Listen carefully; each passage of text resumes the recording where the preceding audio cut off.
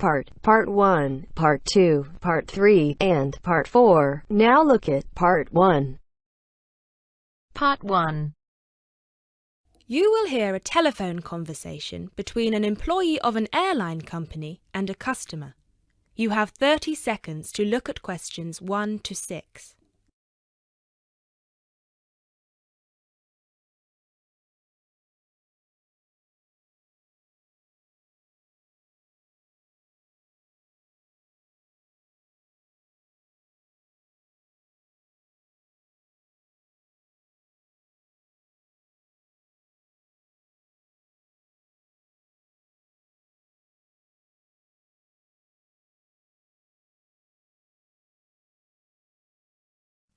GB Airlines, this is Kyle speaking. How can I help? Hi, my name is Matt Walsh. I'm calling on behalf of Mr. John Sparrow to claim expenses for a delay in his flight last week. Good morning, Mr. Walsh. Thank you for calling. Could you please tell me the flight number and the date of departure? The date of departure was the 24th of January, 2016. I'm afraid I don't have the flight number in front of me at the moment. Okay, that's all right. One moment. Could you tell me where was Mr. Sparrow departing from? He was departing from Athens. Is that Athens, Greece or Athens, Georgia? Athens, Greece. Right. And what was the destination? It was Heathrow, London. Right. We've got 2 flights from Athens to London, Heathrow, on the 24th of January 2016. Was it the 3:25 p.m. flight or the 9:45 p.m.? It was the later one, 9:45. Okay, so the flight number is GB1011. Right, okay. Okay, yes. I can see that Mr. Sparrow's flight was cancelled and he was booked on the next flight on the 25th of January at 3:25 p.m. Is that correct? Yes, that is correct. According to our system, one of my colleagues spoke with Mr. Sparrow on the phone on the 24th to inform him of the cancellation and offered to book a hotel for him for the night, but Mr. Sparrow preferred to book one himself. Yes, because he didn't want to stay near the airport, as the next flight was in the afternoon. Yes, of course. Could you tell me which hotel he stayed at? Yes, he stayed at the Hypnos Hotel. Oh, could you spell that for me? Of course. That's Hypnos. Right. Thank you for that. And could you please tell me how much the total cost was for the night? Sure. It was €73. Right. Do you have a copy of the receipt for that? Yes, of course. Would you like me to send it to you? Yes, please. Can I email a picture of it to you? Absolutely. The email address is refunds@gbairlines.co.uk. Great, thank you. No problem. Were there any other expenses you wish to claim? Actually, yes. There was also the taxi ride to the airport and the taxi ride back the next day. Right. And what was the total cost? The first taxi ride was €53 and the second one was 42, so 63, 73, 83. Yeah, so the total was €95. I'll send you the receipt for those as well. Thank you. Are there any other expenses? No, I think that's it.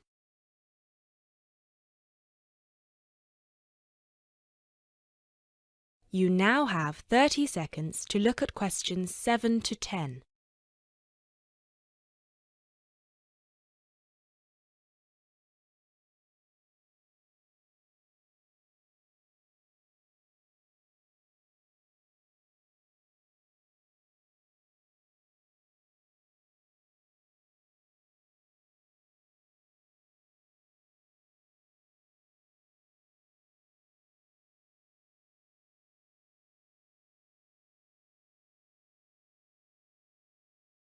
Excellent. So if you could please send us the receipts for the hotel and the taxi rides, and after we receive them it should take about 48 hours for the funds to reach Mr. Sparrow's account. Perfect. Thank you so much. My pleasure. Is there anything else I can help you with? Actually, yes. There's one more thing. Mr. Sparrow complained about the meal during the flight. He said that it was a bit bland. Right. So he asked me if it was possible to switch to a different meal option for his upcoming flight to Kiev next week. Right, of course. Just give me a minute, please. Right, I see that Mr. Sparrow had the light meal option for his flight to London, and you would like to change that. What would you like to change it to? What are the other options? We've got 12 different meal options. Would you like me to list all of them for you? Well, Mr. Sparrow has told me that he would prefer something without meat. How many of these do not contain meat? We've got 3 meal options without meat. We've got the vegetarian option, the vegan option, and the Asian vegetarian. What's the difference? There's a variety of different dishes served with each option. For example, next week the vegetarian option will be a small spinach and feta cheese pie, a bread roll, a salad, and tropical fruit. And the vegan option? The vegan option doesn't include any dairy products, and it also doesn't include fowl, eggs, or honey. I'm afraid I don't have the specific menu for this week, but I can email it to you as soon as it becomes available. Oh, could you do that? That would be great. Yes, of course. I can email you a detailed description of all the meal options if you like. Yes, please. No problem. Please do not forget to call us back to change the meal option. You need to do that 48 hours before the departure time for international flights and 24 hours for domestic flights. So 48 hours for this one then? Yes, exactly. Perfect. Oh, no, I'm sorry. Transatlantic flights require 48 hours. All flights within Europe require 24 hours. So in this case, you will need to call us 24 hours in advance. I apologise for that. Okay, great. So, could I please have your email address so I can send you the menus? Certainly. It's matt.walsh@sparrowlimited.com.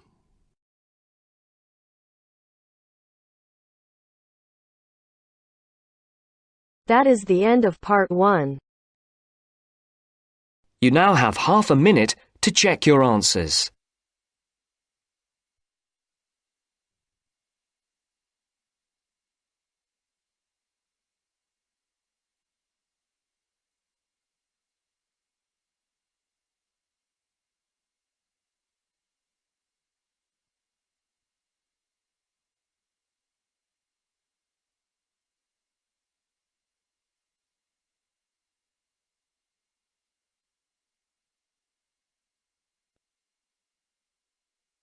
Now turns to part 2. Part 2.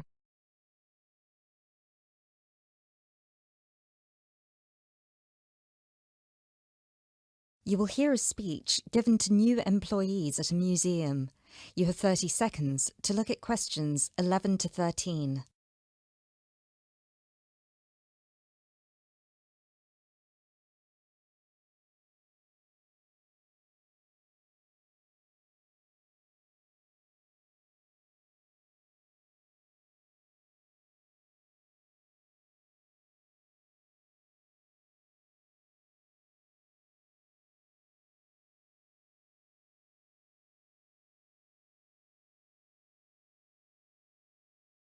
Allow me to introduce myself. My name is Peter Myers, and on behalf of everybody here at Stevensbridge Dungeons, I would like to welcome you all to our entertainment team. This year, the hiring process was especially competitive, and it might interest you all to know that for every position there were almost 30 applicants, so you really are the best of the best.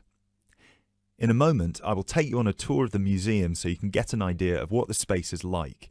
But first of all, I would like to show you around the staff room. Our staff room is located at the back of the building over here. You will notice that there are 2 entrances to the staff room. One leads to the room we're in now, which is the main and oldest dungeon here at Stevensbridge, which we have turned into the museum. This is where you will greet the new visitors, and also where the tour throughout the dungeons will begin. I should mention now that we only ever send visitors through as part of a group, so even on the busy days you will still get roughly 10 minutes of free time between each group. Make sure you use that time wisely, because you'll need to get straight back into character as soon as it's over. Now look at questions 14 to 20.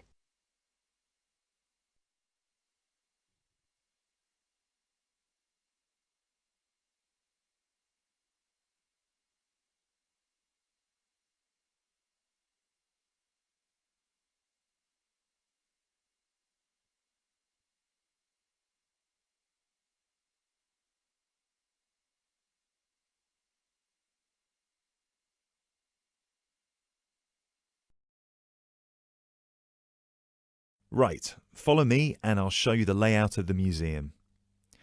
From the museum, we can pass through this door near the interactive display into the staff room. From here, you can see the steps at the far side in the opposite corner that lead outside into Berwick Street. When you arrive for a shift, it will be much easier for you all to come in the Berwick Street entrance directly down the steps to the staff room. If you come in through the main visitor entrance, it will take you longer to get past security. As you can all see, there are lockers on your right-hand side. They should be big enough for you to put your bags and coats in. You'll get given keys later that work with any of the lockers in here. Over on the other side, past the lockers, is our most exciting area. This is where our wardrobe and makeup will take place. Every shift, you will be transformed from normal people into grotesque medieval prisoners. If you're lucky, you get to be the jailer, but even they rarely bathed in those days. Of course, some of you might consider yourselves method actors, but please do try to shower before your shift. We don't want to give visitors an experience that's too authentic. Now, we do have a staff shower here if you really need it. It is located next to the staff toilets, which are unisex. I hope nobody has too much of a problem with that. Unfortunately, dungeons were not really designed with comfort in mind. You can find the bathroom at the other end of the room from the makeup area. There is also another toilet for the public, concealed just to the right of the door into this room. Let's move back into the museum. We have 3 main sections down here. The first one you pass into when you leave the staff room is the museum. This is where all the useful information can be found, such as dates, number of prisoners, and the kinds of torture that were used. I know it's a lot of information to take in on your first day, but try to learn as much of it as you can. Even though you'll mostly be in character, visitors might want to ask you some questions, and it would be great if you could tell them more about the dungeons. I think it would be more interesting if visitors could learn directly from you rather than having to read about it.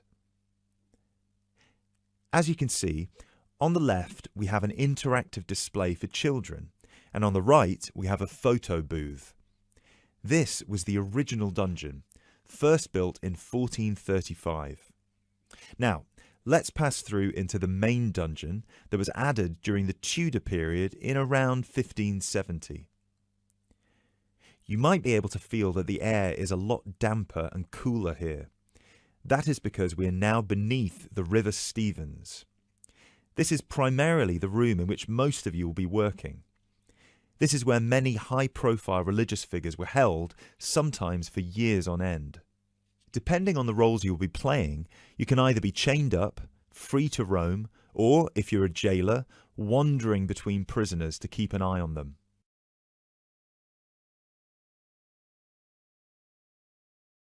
Now we will pass into our third and final section, the prison cells. Over here, you can see there are some wooden stocks and a fake gibbet. Don't worry, I can see a couple of you looking concerned. You don't need to reenact any of the torture scenes for visitors. One person each shift will play the jailer in here, where you will give a speech to the group about some of the more notable prisoners to stay here in the past.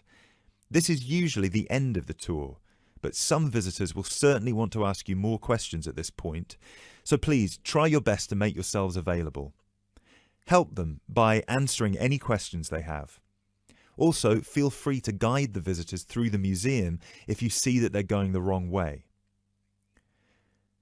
This concludes our introduction to your new workplace.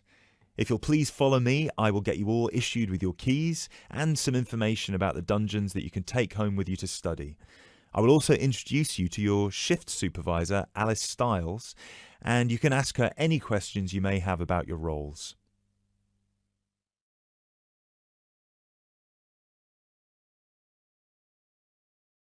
That is the end of part 2. You now have half a minute to check your answers.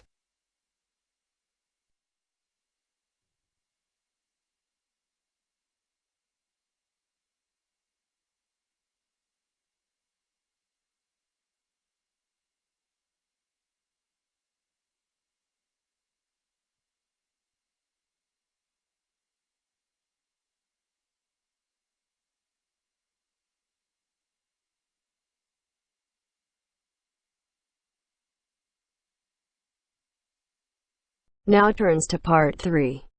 Part 3. You will hear a conversation between two students who will discuss a project they're working on together. You have 30 seconds to look at questions 21 to 27.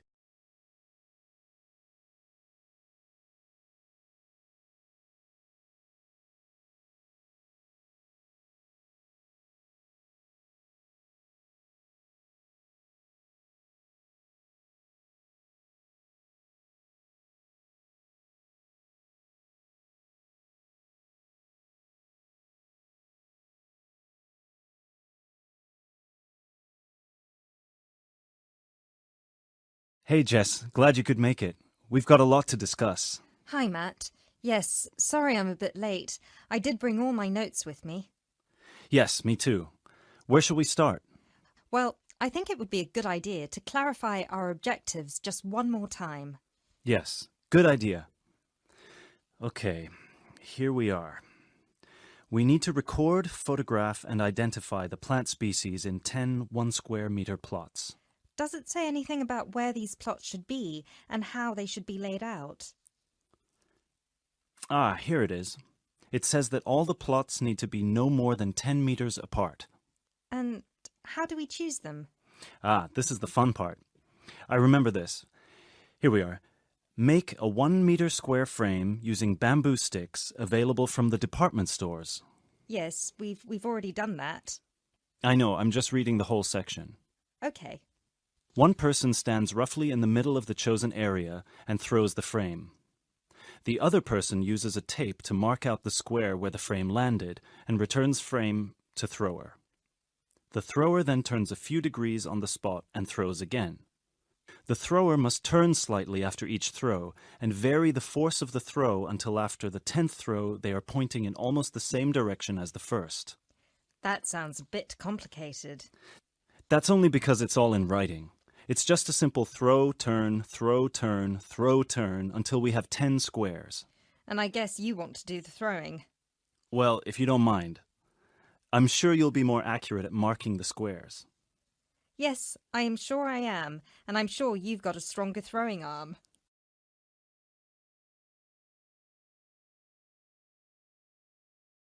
You now have 30 seconds to look at questions 28 to 30.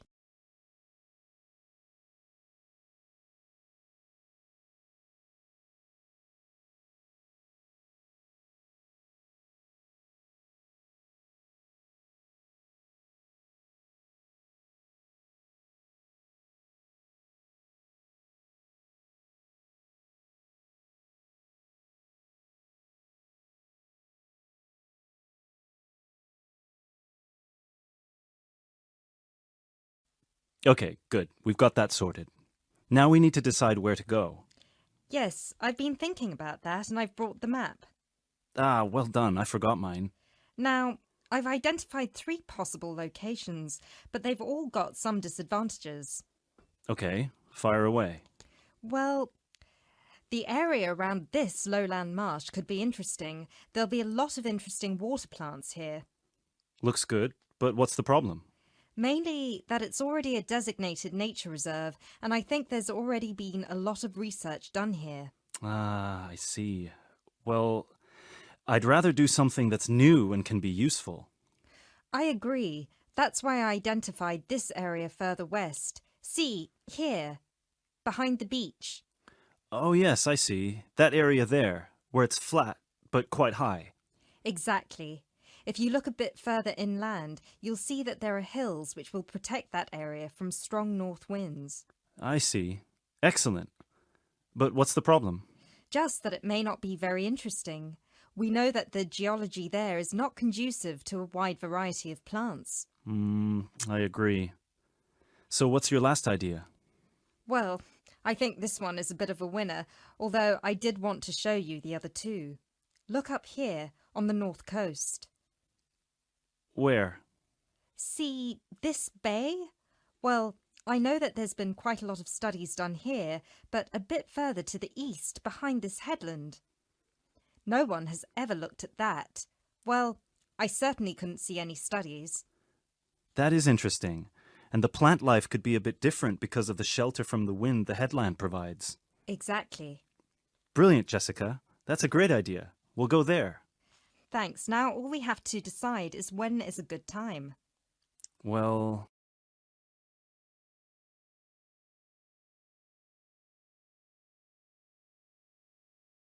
That is the end of part 3.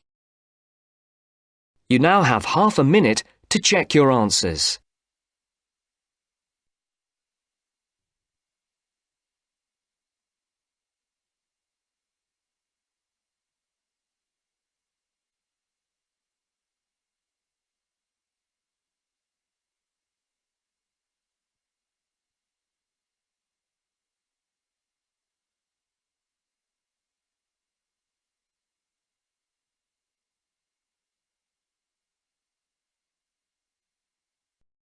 Now turns to part 4.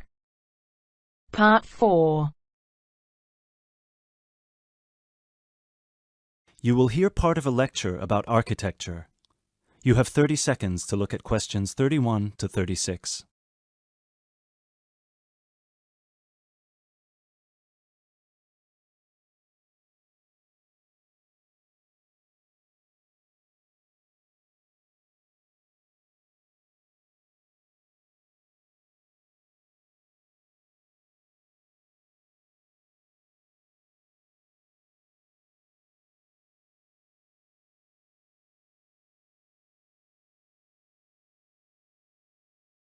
During today's seminar, we will be looking at English Gothic architecture and its origins with a specific case study of Wells Cathedral in England.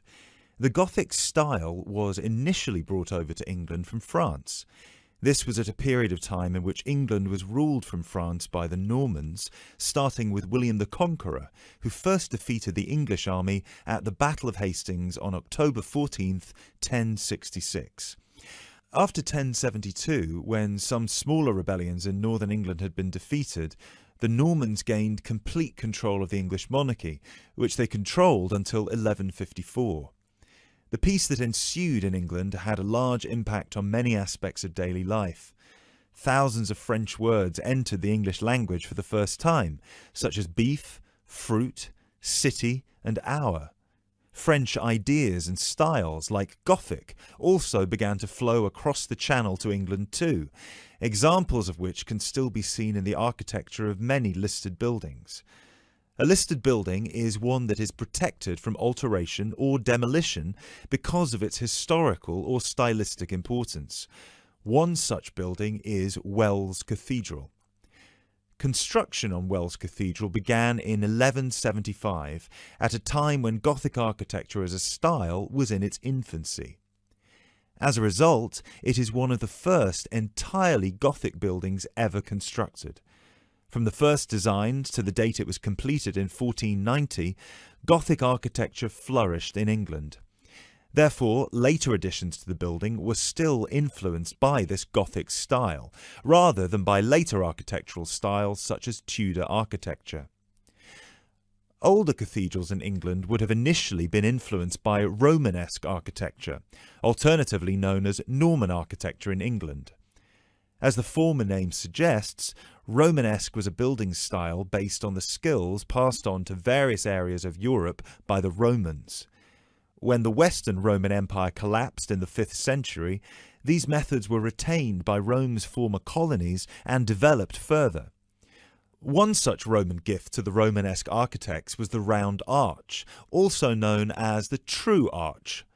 The Romans perfected this style by using wedge-shaped stones called voussoirs, which created pressure that held the structure together at the top.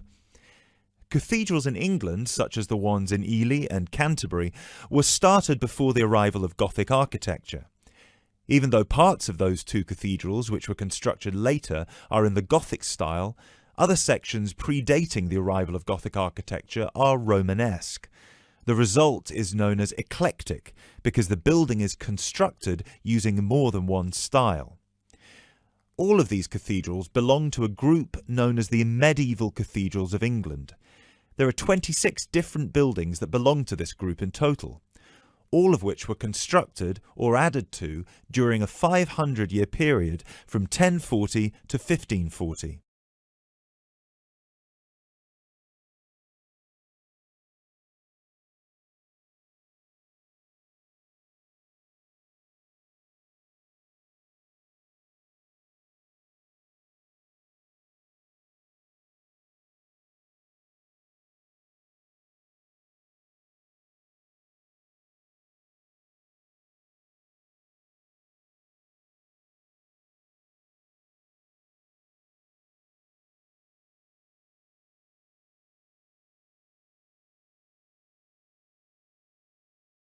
The transition from Romanesque to Gothic began in 1144 at the Abbey Church of Saint-Denis on the edge of Paris. It was here that a Benedictine abbot by the name of Suger had just completed his plan to rebuild the Basilica of Saint-Denis in a new style through which he believed the dull mind rises to truth through that which is material. This refers to one architectural feature in particular: high, rib-vault ceilings which created much more space inside the cathedral and were designed to draw the attention of people up towards heaven. This design feature also allowed whole walls of the cathedral to be transformed by colourful stained glass. Work started on Wells Cathedral soon afterwards, greatly inspired by Abbot Suger's work. Planned in the crucifix style with the head pointing east and foot pointing west, the cathedral is 126 metres long and the nave is 20 metres high. This is quite low compared to some of the bigger cathedrals elsewhere. Use of tracery, lancet windows and mullions are all characteristic of English Gothic architecture. Whilst examples of all three of these architectural elements can be found at Wells, the lancet windows have no tracery at all, which was more common in early English Gothic architecture before advances were made in the use of mullions and tracery with glass. Lancet windows are tall, thin windows with a pointed arch at the top, and are so named because they resemble the weapon often carried by a soldier called a lance. Examples of these lancet windows can be seen on the west front of the cathedral, which is the most celebrated for its life-size sculptures and delicate floral carvings. Inside the pinnacle-topped gable is a sculpture of Christ the Judge. Immediately below him, sculptures of the 12 apostles peer out over the small city of Wells. Below the apostles are 9 archangels, which are half-size sculptures. At one time, all of these, along with the decorative carvings, would have been painted and gilded. However, today, all the paint has worn away and the sculptures are the colour of the oolite sedimentary stone used to construct the cathedral. It is remarkable to think that more than 800 years ago, such magnificent buildings were created without the use of large cranes and modern technology. It would have taken much longer, but it is possible to see the high level of craftsmanship and attention to detail that is less common in the modern day.